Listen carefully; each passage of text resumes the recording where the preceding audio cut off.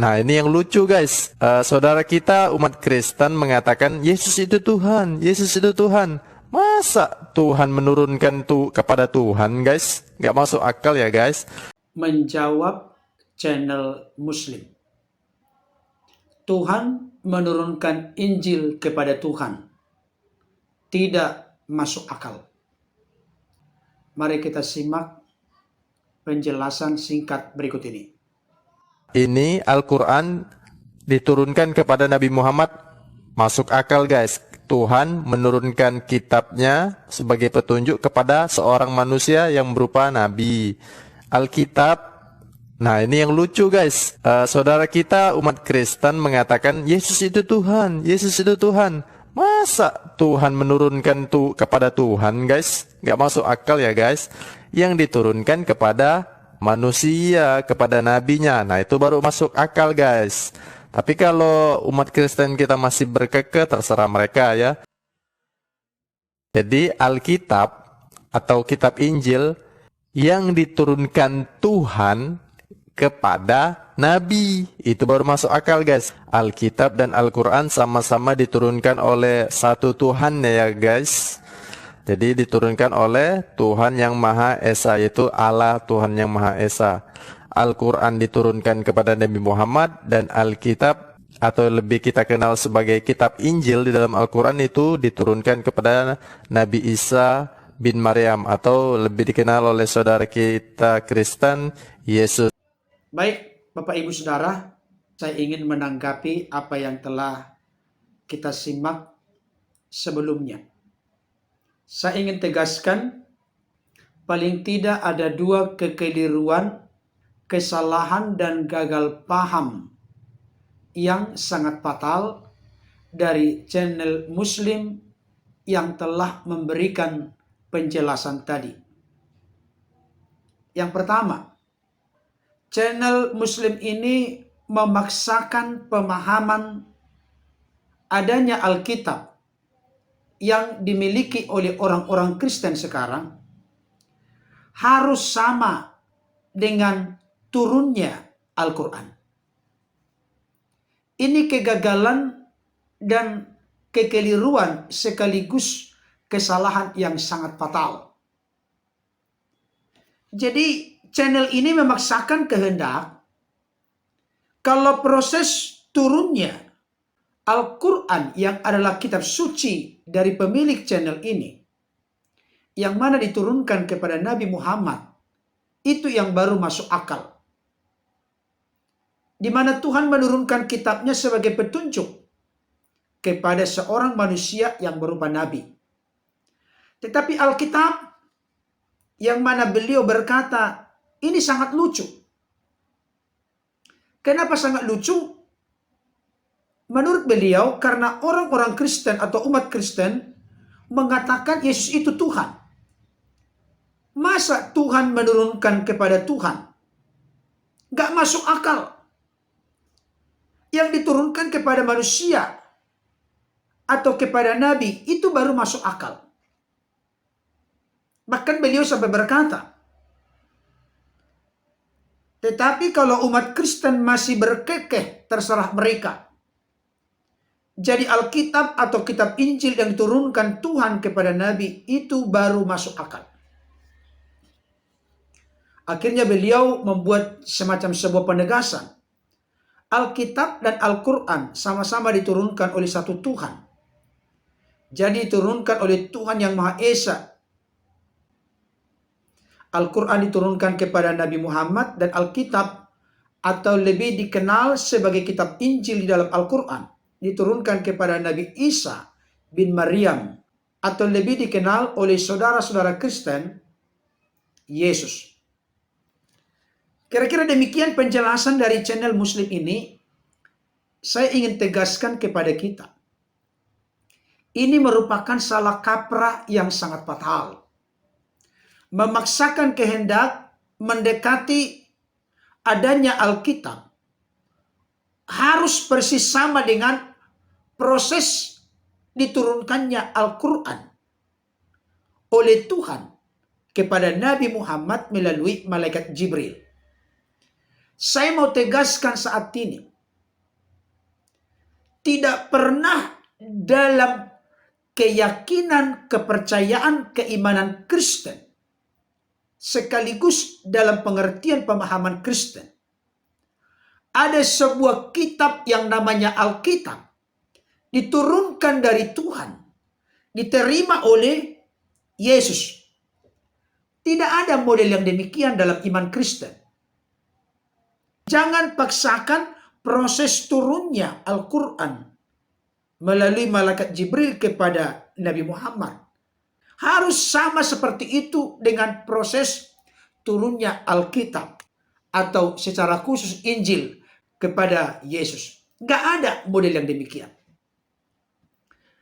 Disinilah disparitas perbedaan pendekatan konteks pewahyuan antara iman Kristen dan saudara-saudara kita Islam. Perbedaan itu dihargai, tidak apa-apa.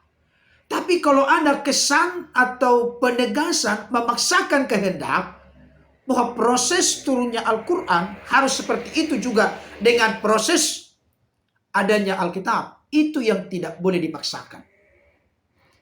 Orang Kristen sepanjang sejarah segala abad tidak pernah memiliki keyakinan, pengertian, pemahaman ada kitab yang turun dari Sang Pencipta dan diberikan kepada Yesus. Tidak ada demikian.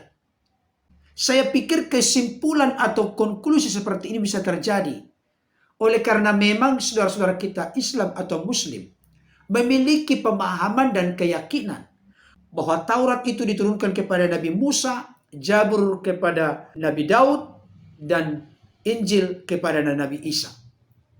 Konsep seperti itu tidak ada dalam kekristenan. Yesus tidak pernah menerima Injil. Tetapi sebaliknya, Injil Evangelion yang artinya kabar baik itu adalah kabar baik yang berbicara, bercerita tentang Yesus Kristus. Jadi jangan terbalik-terbalik. Bukan Yesus yang menerima Injil, tapi Injil itu memberitakan tentang Yesus. Mungkin ada di antara kita akan berkata, dari mana buktinya? Markus 1 ayat 1 jelas berkata begini. Inilah permulaan Injil tentang Yesus Kristus anak Allah. Jadi Injil itu tentang Yesus Kristus anak Allah. Bukan Yesus yang menerima Injil dari Elohim, dari Yahweh, dari Bapa di sorga. Tidak. Tapi Injil itu memberitakan, mewartakan, menceritakan tentang Yesus. Terkait dengan hal apa? 1 Korintus 15 ayat 3-5 berkata begini. Sebab yang sangat penting telah kusampaikan kepadamu, yaitu apa yang telah kuterima sendiri. Ialah bahwa Kristus telah mati karena dosa-dosa kita, sesuai dengan kitab suci. Bahwa ia telah dikuburkan, dan bahwa ia telah dibangkitkan pada hari yang ketiga sesuai dengan kitab suci. Bahwa ia telah menampakkan diri kepada Kepas dan kemudian kepada ke-12 muridnya. Jadi Injil itu adalah kabar baik yang menyelamatkan orang-orang berdosa yang terbuka percaya menerima Dia sebagai Tuhan dan Juru Selamat. Lewat mempercayai apa? Mempercayai pribadinya, namanya, karyanya. Apa karyanya? Bahwa Dia mati di kayu salib menebus manusia dari dosa kematian kekal dan dari jeratan kuasa dunia ini. Bahwa Dia dikuburkan, Dia bangkit dari antara orang mati. Dia menampakkan diri, bahkan Dia naik ke sorga. Itulah berita tentang Injil. Untuk lebih lengkapnya, kelahirannya, kematiannya, penguburannya, kebangkitannya, penampakannya, kenaikannya ke sorga. Itulah intisari dari Injil itu. Jadi, tidak ada sama sekali pengertian, pemahaman, keyakinan, kepercayaan Kristen bahwa Yesus itu menerima Injil dari Elohim, dari Yahweh, dari Bapa di sorga. Tidak. Tapi justru Injil itu menceritakan, memberitakan, mewartakan tentang Yesus yang lahir, mati, bangkit, menampakkan diri, naik ke sorga untuk menyediakan tempat bagi orang-orang yang percaya kepadanya. Gagal paham yang kedua adalah channel Muslim ini gagal memahami Yesus sebagai Tuhan. Dan ini juga yang menjadi gagal paham dari para polemikus Muslim. Mereka menolak Yesus sebagai Tuhan karena pengertian mereka. Yesus sebagai Tuhan yang manusianya. Orang Kristen pun tidak mempercayai, tidak mengerti, memahami Yesus sebagai Tuhan atau Yesus sebagai firman atau Yesus sebagai Allah dalam keberadaan sebagai manusia. Yesus sebagai manusia itu adalah makhluk Allah, buah rahim Maria. Tapi orang-orang Kristen meyakini Yesus itu sebagai Tuhan atau sebagai firman, anak Allah atau sebagai Allah. Pada mulanya adalah firman, firman itu bersama-sama dengan Allah, dan firman itu adalah Allah. Itu bukan dalam jasad jasmani fisiknya sebagai manusia, tapi dalam eksistensi sebagai firman. Yesus itu adalah Tuhan atau Allah. Itu sebabnya sering saya berkata kepada kita, khususnya kepada saudara-saudaraku non-Kristen, jangan menyangkal Yesus itu bukan Tuhan dari fakta-fakta natur, keadaan, sifat kemanusiaannya. Jangan berkata Yesus itu hanya manusia dengan menghilangkan fakta-fakta keilahiannya atau kealahannya. Jangan buat bukti-bukti kemanusiaannya untuk menyangkal keberadaannya sebagai yang ilahi. Tidak bisa. Kalau Anda mengatakan Yesus itu disunat, Yesus itu berpuasa, Yesus itu berdoa, Yesus itu takut, Yesus itu mati, itu dalam keadaan sebagai manusia. Tapi kalau sudah dikatakan dalam firman Tuhan, Yesus itu berkuasa memberi hidup yang kekal. Apakah memang manusia biasa yang berotoritas berkuasa memberi hidup yang kekal? Yesus itu berkuasa mengampuni dosa. Apakah memang manusia biasa bisa berkuasa, berotoritas mengampuni dosa? Penghormatan kepada Yesus sama dengan penghormatan kepada Bapa. Kalau Yesus hanya nabi, utusan, rasul, apakah penghormatan kepada Yesus sederajat sama dengan penghormatan kepada Allah atau kepada Bapa? Eksistensi keberadaan Yesus sudah ada sebelum Abraham ada.